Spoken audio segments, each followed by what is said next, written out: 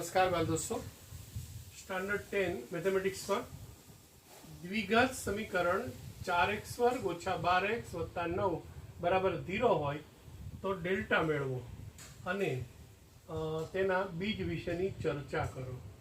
हवे अहींया आपणे खबर पड़े कि a is equal to 4, b is equal to -12 અને c is equal to +9। Delta माटेनु सूत्र है b² -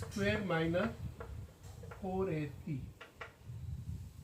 -12 નો square -4 a is equal to 4 and c is equal to 9.